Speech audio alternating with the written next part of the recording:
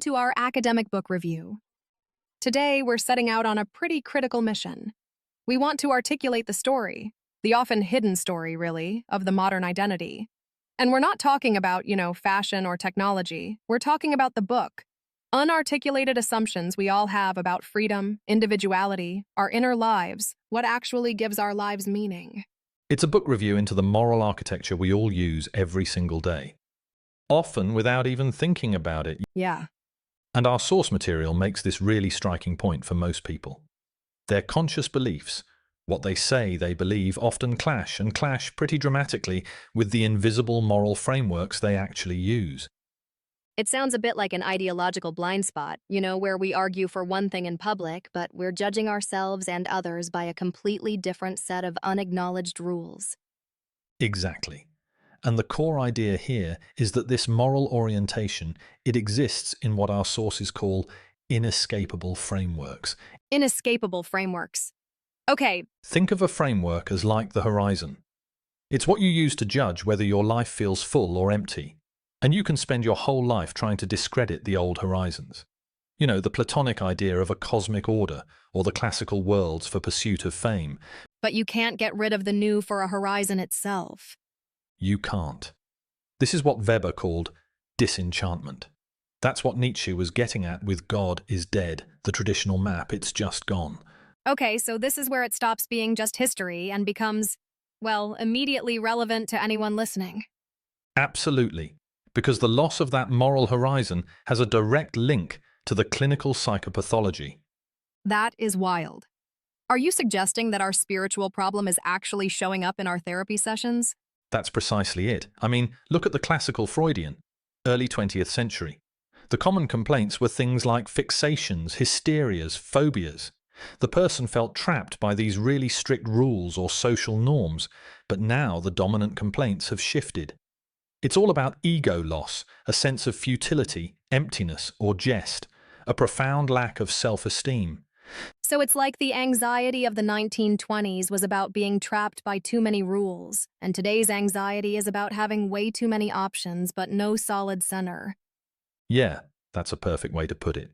And to really get how we lost that center, we have to look at this massive shift in our moral grammar, the move from defining ourselves by law to defining ourselves by Okay, let's impact that because it sounds foundational. it is. It's the origin point of modern agency. So historically, moral language was all about natural law, and that's centered on duty. Duty meaning what I must obey.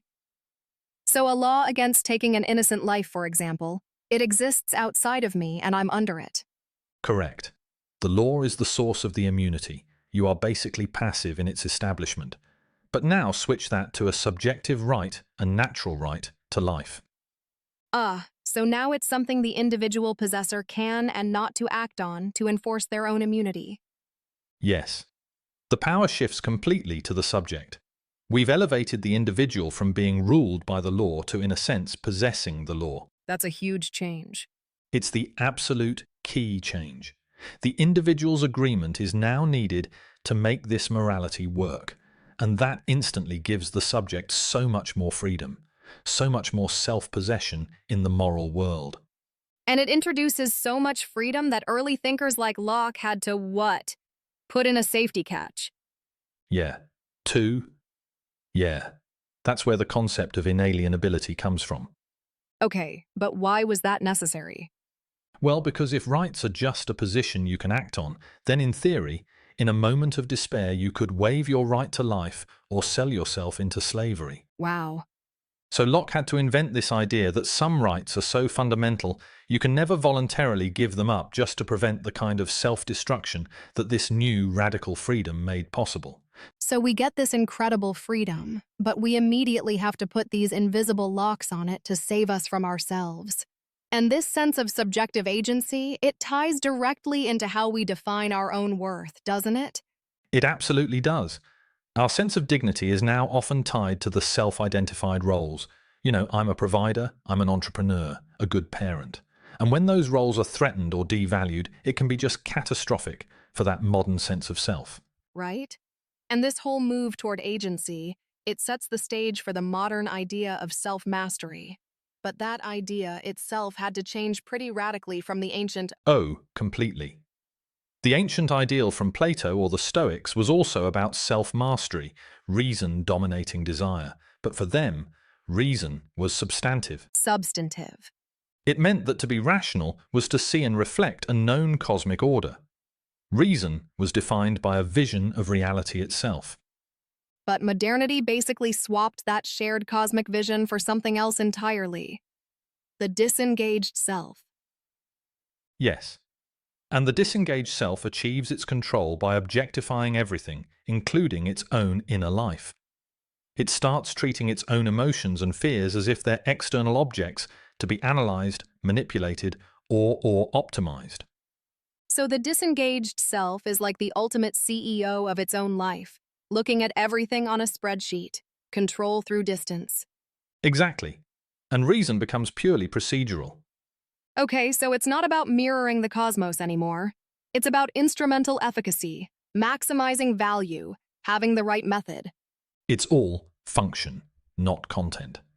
And the most extreme, almost cold-blooded version of this is what thinkers like Descartes and Locke helped create: the punctual self.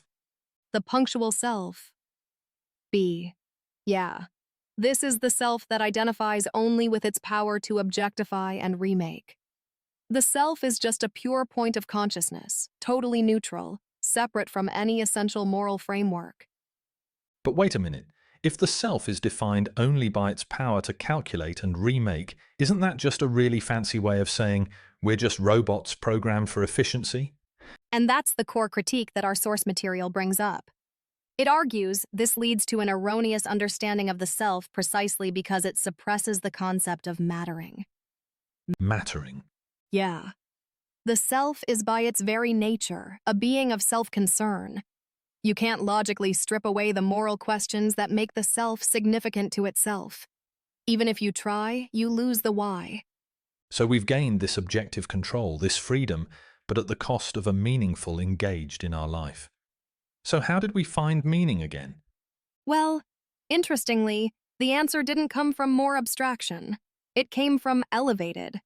The very things philosophers that always kind of look down on everyday life.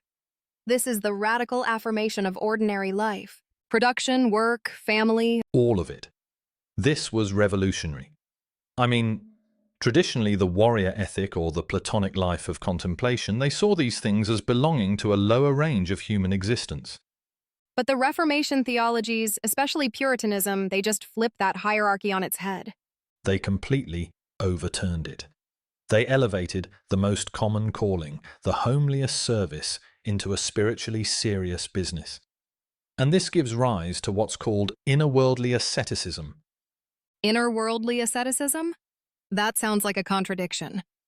It is. It means diligence and hard work in the world, but with an emotional detachment from the things you're working for. You dedicate yourself to success, but your heart is supposed to remain fixed on God. It's a paradox. You work tirelessly, but you're spiritually detached from the fruits of that labor. There's a great quote from a Puritan theologian, Joseph Hall, who said, "God loveth adverbs, and cares not how good, but how well you do, even the homeliest task." The focus on the inner sincerity that brings us straight to the idea of inwardness, which it seems also split into two very different paths. It did. The older things is Augustinian. For Augustine, when he looked inward, he was looking for God. The step to inwardness, finding the truth dwells within, was always a step toward God. Full self. Presence just revealed your dependence. So for Augustine, looking inside was about looking for guidance from above. What about Descartes when he looked inside? What was he looking for? The one thing he couldn't doubt, his own thinking self. He actually uses that Augustinian structure. My imperfection proves there must be an idea of perfection, but he pivots it completely To what? to argue for the self-sufficiency and the autonomous rational control of the individual. Inwardness stopped being a path up to God and started being the foundation for the self as the master of its own reality. That is the ultimate pivot, self-definition over divine dependence. But if that Cartesian self was too cold and calculating, Then the Romantic movement, that was the reaction, right? The expressivist turn. A massive reaction. This is Rousseau's great critique of cold reason. He promoted the inner voice, the gut instinct, the immortel solissoir, the immortal and celestial voice, as the true judge of good and evil. The idea that nature is fundamentally good, and it's our estrangement from our feelings that makes us lose our way. Yes, and this leads directly to one of the most powerful cornerstones of modern culture, expressive individuation. The idea that your vocation is originality, that you realize your true nature by defining it. And by giving your life a shape that is uniquely yours, even if you have to fight against social pressure to do it. You can see this contrast between cultures so clearly. Our sources compare, say, American young adults who are expected to go find a unique identity, maybe even defy their parents, versus accounts of a traditional Indian upbringing, which is centered on the continuous search for the confirming presence of the social group That struggle to define yourself against the world. That feels very modern. But this whole dense history of the self, it brings us right back to the central dilemma of modernity. Why do we still feel so lost? Because of inarticulacy. Modern moral philosophies like continuism or utilitarianism, which come from that ideal of the disengaged self, they focus so narrowly on procedural reason and defining obligatory action. They suppress qualitative distinctions, or what our sources call strong goods. So they can tell you the right steps to take. But they have, quote, nothing insightful to say when you ask, why should I be moral? They can't articulate their own deepest sources. Exactly. They are founded on this unabated belief in certain goods like freedom and universal justice, but their own philosophy makes them almost ashamed to name them. And this inarticulacy is dangerous. It makes the conflicts created by modern hypergoods so much worse. Hypergoods. Okay, that's a critical term. Let's define that. Simply, Hypergoods are the massive, non-negotiable moral principles of our time. Think of universal human rights or the ideal of self-determining freedom. They're understood as a step to a higher moral consciousness. They're incredibly empowering, but they're also ruthless. ruthless. How Ruthless, in that they often demand we sacrifice other smaller goods. For instance, my hypergood of universal respect might force me to abandon traditional community bonds if they're based on some kind of exclusion or hierarchy. I see.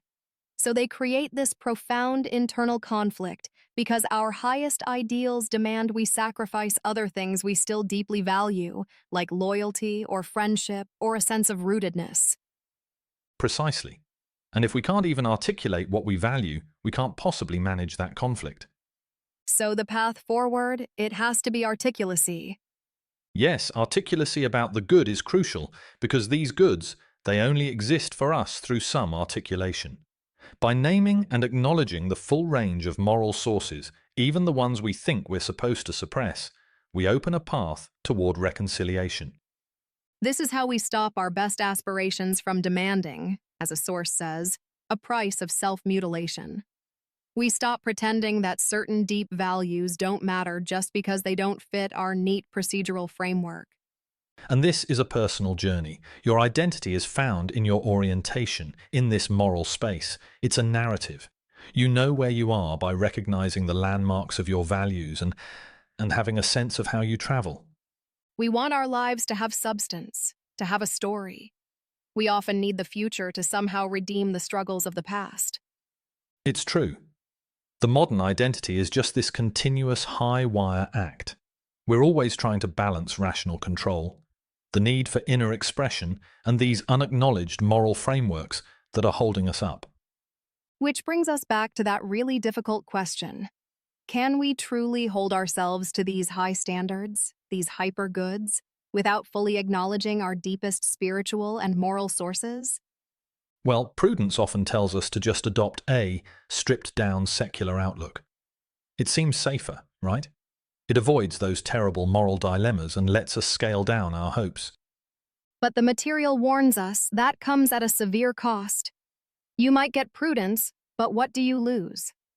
You lose the response in us to some of the most powerful spiritual aspirations humans have ever conceived.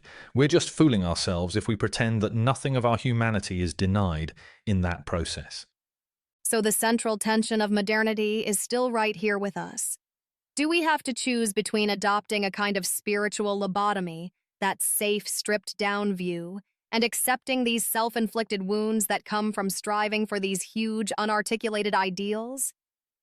That's the dilemma. It's the question you have to confront when you finally decide to look at your own map of the soul. Today's examination of the relationship between selfhood and modernity was a thought-provoking resource. Should we recommend a detailed reading to our audience? Absolutely. Certainly, we will also cover more fundamental sources on this topic. Until we meet again for a new book review, we wish you many book-filled days.